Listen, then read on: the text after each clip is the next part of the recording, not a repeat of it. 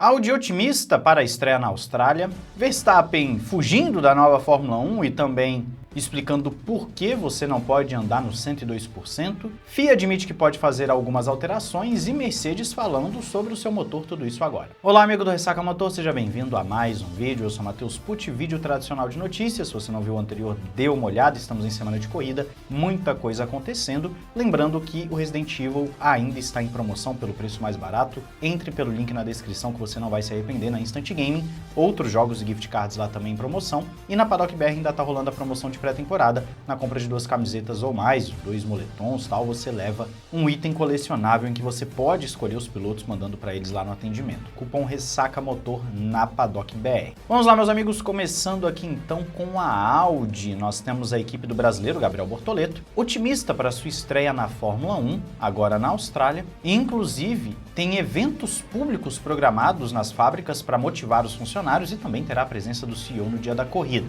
Mesmo após alguns problemas iniciais, a Audi superou muita coisa, nós trouxemos essa linha do tempo para vocês, falando sobre uma lista de questões a serem resolvidas e aos poucos estão conseguindo resolver esses detalhes, e há uma expectativa de estar ali no meio de pelotão, quem sabe na parte superior do meio de pelotão, então brigando entre os cabeças do meio de pelotão, que seria excelente, dada a circunstância de um novo motor num regulamento complexo, a gente está vendo a Honda aí sofrendo, e já chegar conseguindo um meio de pelotão ali no topo do meio de pelotão, seria realmente muito, muito bom. Existe uma confiança no conceito agressivo, conceito aerodinâmico agressivo, e eles tiveram uma abordagem conservadora nos testes em relação ao motor, então a gente ainda não viu essa Audi no seu melhor e não sabe como é que vai ser no Qualify, né? Se a Audi vai conseguir desempenhar da forma com que gostaria. Apesar das largadas ruins, a expectativa das largadas ruins, existe também a expectativa na Audi de quem sabe terminar as corridas com os dois carros sem problemas e também marcar pontos. Então você vê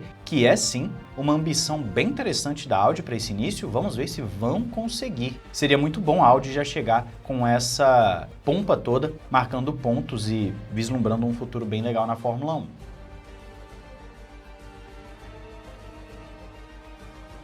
Vamos agora para a Red Bull. Max Verstappen tem criticado o regulamento, nós sabemos, já até falou que pode ser que saia se não gostar, e isso não é novidade, ele fala sobre esse detalhe há muito tempo. O ponto agora é que o Helmut Marko foi perguntado sobre uma eventual saída do Max Verstappen e ele falou o seguinte, que não duvida que o Verstappen saia para fazer uma temporada completa com carros GT. Então, aquele sentimento que está sendo gerado de uma possível saída do Verstappen para as corridas de endurance e tudo mais, ele é respaldado pelo Helmut Marko. O Helmut Marko é muito próximo do Verstappen, fala que sim, isso pode acontecer. Só que não para por aí. Contrariando o que o Verstappen já falou em outras situações, o Helmut Marko afirma que se a Fórmula 1 conseguir ficar mais interessante, voltar aí para os V8 ou V10 aspirados com combustível sustentável, pode ser que o Verstappen posteriormente então retornasse à categoria, coisa que o Verstappen falou que não faria. O Verstappen disse que se ele sair já era, saiu em definitivo, ele não volta, não tem interesse em voltar. Mas o Helmut Marko acha que nesse cenário dos motores aspirados e tudo mais, o Verstappen teria um interesse maior em voltar para a categoria,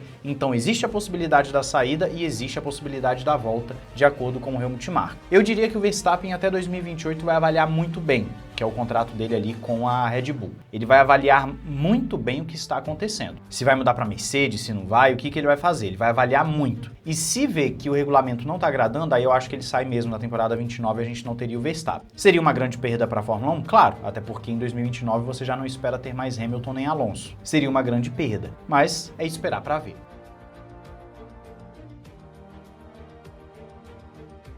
Ainda sobre Max Verstappen, ele foi perguntado sobre a questão da pilotagem, como que ele lida com as várias situações diferentes que um carro de Fórmula 1 exige, ainda mais no novo regulamento. E a explicação do Verstappen foi bem interessante. Ele falou que boa parte dos pilotos tenta ir no 102%, ou seja, no limite do carro a todo instante, em todas as circunstâncias. Mas ele não tem essa mentalidade. Ele busca, na verdade, implementar aquilo que ele aprendeu pilotando carros distintos ao longo da sua carreira desde o kart. Então, a experiência que ele adquiriu, tanto nos carros reais quanto nos virtuais, ajudam muito, porque cada situação exige uma abordagem diferente. Então ele se torna um piloto mais completo. A resposta do Verstappen é interessante, você não precisa ir no 102%, você precisa aplicar aquilo que é necessário em cada momento. E talvez por isso seja um piloto aí multicampeão e dito por muitos como o principal piloto do grid atualmente, como o mais rápido do mundo. além de ter vencido recentemente também no Nürburgring, correndo pela primeira vez. Então é um cara que, pelo visto, está fazendo muito efeito essa abordagem, um efeito muito positivo, no caso, essa abordagem do Verstappen. Vamos ver se vai continuar dessa forma, mas, por enquanto, os dados estão a favor dele.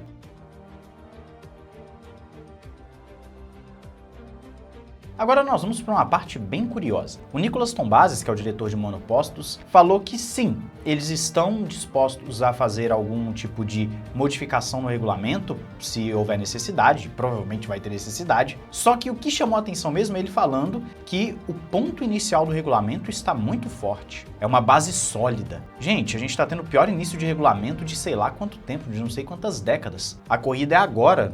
Na sexta-feira já tem carro na pista e ainda tá falando em mudança de regulamento técnico, regulamento aerodinâmico, de mudança de bateria. Ainda estão falando sobre basicamente tudo. Um regulamento em que os pilotos estão reclamando que não podem acelerar, em que o carro morre no meio da reta. Aí ele vem falar que esse é um ponto forte. Então a expectativa da FIA era pior ainda, era assim uma coisa surreal de ruim. Só se for. Porque essa mesma FIA ficou falando bem do regulamento quando as críticas estavam vindo aí há 2, 3, 4 anos. Aí chegou na hora, ela viu que as críticas estavam corretas, está tendo que remendar regulamento. E tudo bem, a culpa não é exclusivamente da FIA, nós devemos dizer isso. As equipes e as fabricantes de motores que têm um impacto gigantesco nesse regulamento, isso precisa ser dito. Mas ele falar que está numa posição forte, o Tombazis está em que mundo? Assim como o CEO da Fórmula 1, o Domenicali, falando, não, o regulamento é muito bom, vai ser divertido e tal. Ok, pode ter uma porrada de ultrapassagem, mas uma ultrapassagem que um piloto está a 270 e o outro a 320, por conta de bateria, não me parece muito interessante. Vamos ver como vai ser na Austrália, mas o Nicolas Tombazis falando sobre essa questão de ponto sólido, né, começo sólido e tal, não me convenceu.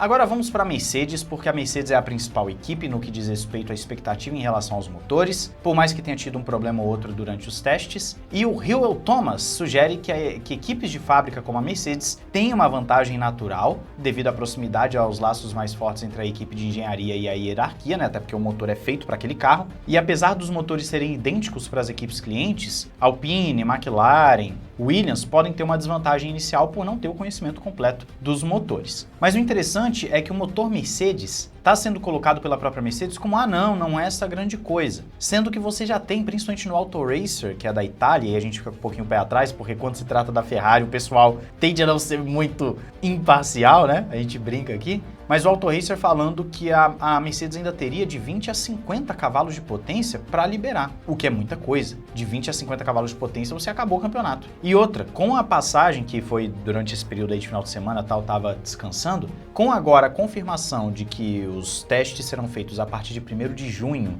com o motor tanto quente quanto na temperatura ambiente, e a Mercedes votando a favor, a gente fica com a pulguinha atrás da orelha. Se a Mercedes votou a favor disso, é porque ela tá com o motor então perfeitinho. Ela não tem medo do que possa vir a acontecer. Se ela tiver essa vantagem toda, mesmo com o motor sendo testado a 130 graus, entreguem as taças. Mas claro, a gente vai descobrir agora na Austrália como tá essa situação. O ponto é, as equipes de fábrica têm uma vantagem sim nesse início de regulamento. As outras equipes, as clientes, não têm conhecimento dos motores. A Mercedes vem com um pacote muito forte a princípio, colocado junto da Ferrari como os dois principais. Quem vai vencer, quem tá melhor, como vai ser ritmo de classificação, ritmo de corrida, o tempo dirá em breve e estaremos fazendo a cobertura aqui no canal. Quero saber a sua opinião aí nos comentários, não esqueça de se inscrever e ativar o sininho para não perder nada, e entrar na Amorim Global, você que precisa de uma assistência jurídica internacional, e também entrar na Evo Design, você que gosta de um capacete, um volante, um cockpit do seu piloto favorito com o cupom RESSACA. Um grande abraço, valeu e falou!